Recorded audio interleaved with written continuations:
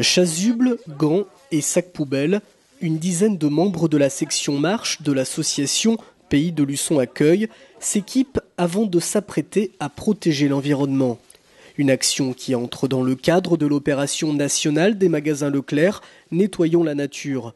Une initiative relayée au plan local par le SMEOM du secteur de Luçon et dont l'objectif est de rassembler des bénévoles afin de collecter des déchets au bord des chemins, quartiers, plages ou forêts. Le week-end dernier, cette action s'est déroulée à l'entrée et le long de la piste cyclable qui va de Luçon à Trièze et manifestement, la récolte a été fructueuse. Un peu sale, hein. Beaucoup de papier, beaucoup de bouteilles, beaucoup de plastique jeté, c'est sale. Voilà, sale. Surtout à l'entrée de la piste cyclable. Dans le champ, juste à l'entrée là, de la piste cyclable. Voilà. C'est important pour vous de ce type d'action ? Oui, quand même, parce que il faut faire voir que la nature, c'est pas une poubelle, hein, quand même. Mon Dieu, oui. Les gens sont pas très propres. Ils devraient ramasser leurs déchets. Quels déchets vous avez trouvé, vous, par exemple ? Beaucoup de canettes, beaucoup de bouteilles plastiques. Le chemin de randonnée que nous effectuons pour l'instant, on le trouve assez propre finalement. Au départ, il y avait pas mal de choses à ramasser, bouteilles plastiques, bouteilles en verre, et papier ou autres déchets. Mais au fur et à mesure que nous arrivons un peu plus loin sur le chemin, c'est de plus en plus propre. Effectivement, la piste cyclable est loin d'être la partie la plus concernée par les dépôts sauvages. Jean-Pierre n'a quasiment pas bougé, lui, depuis son arrivée sur le site.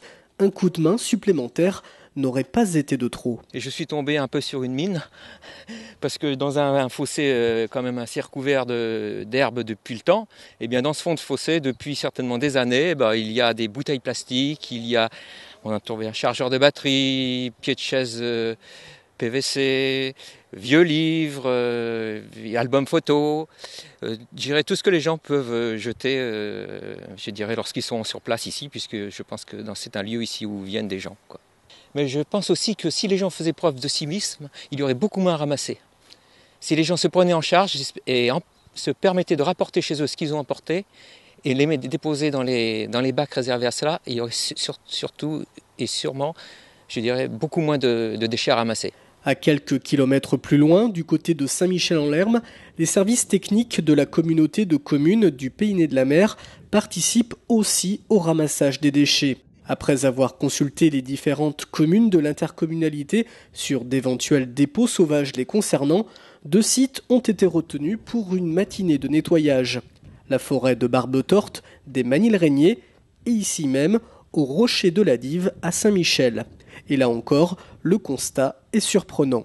On est un peu surpris même du volume, on ne pensait pas récolter autant de déchets, un peu de tout. On a trouvé de la ferraille, des vélos, du grillage, des bouteilles plastiques, du verre, polystyrène.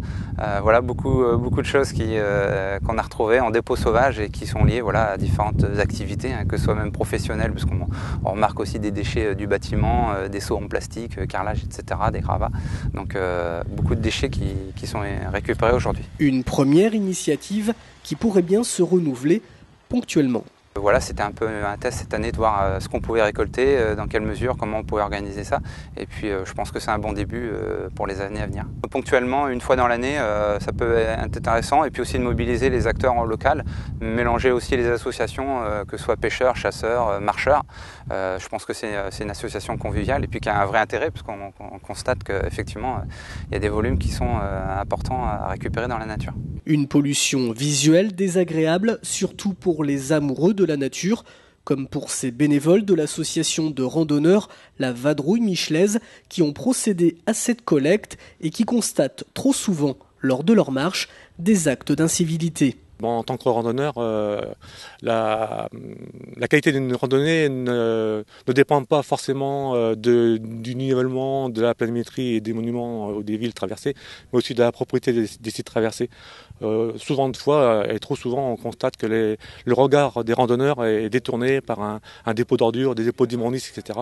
Alors que sur leur gauche, par exemple, on voit un monument classé, etc. Donc pour nous, ça nous intéresse au premier chef, donc la propreté du site réussite en fin de compte est primordiale pour nous, quoi.